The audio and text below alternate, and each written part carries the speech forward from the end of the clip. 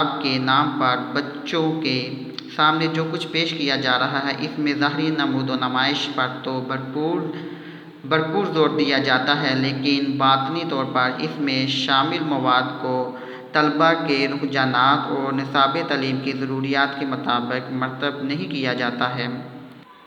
آپ نے اس پیج کی مکمل ریڈنگ کرنی ہے، اس کے تعارف کو پڑھنا ہے، سمجھنا ہے۔ اس کے بعد جو آپ کا فرسٹ لیسن ہے وہ ہے باب 1 حمد۔ حمد نظم ہے اور یہ صفحہ نمبر 6 پر موجود ہے۔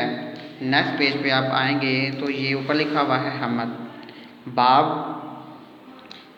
1 عنوان حمد۔ حمد کیا ہے؟ یہ نظم ہے۔ نظم کسے کہتے ہیں؟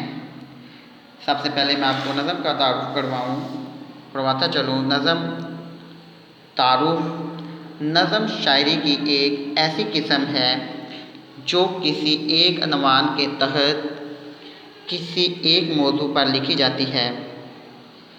نظم کی ایک خاص بات یہ ہے کہ اس میں حیت کی کوئی قید نہیں ہے۔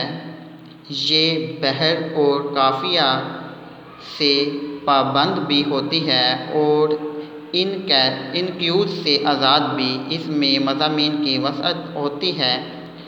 نظم زندگی کے کسی بھی موضوع پر کہی جا سکتی ہے۔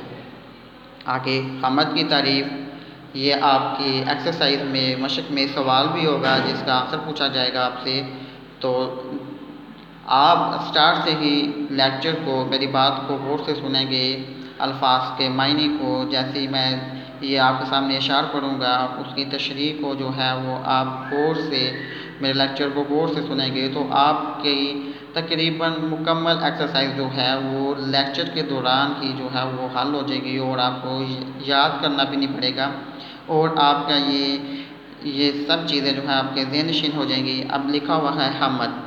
حمد کی تعریف کیا ہے؟ حمد کسے کہتے ہیں؟ ایسی نظم جس میں اللہ تعالیٰ کی تعریف بیان کی جائے حمد کہلاتی ہے۔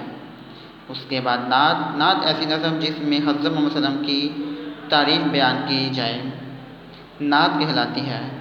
کویسچن آپ سے یہ بھی ہو سکتا ہے کہ حمد کسے کہتے ہیں، نعت کسے کہتے ہیں؟ حمد اور نعت میں فرق بیان کریں۔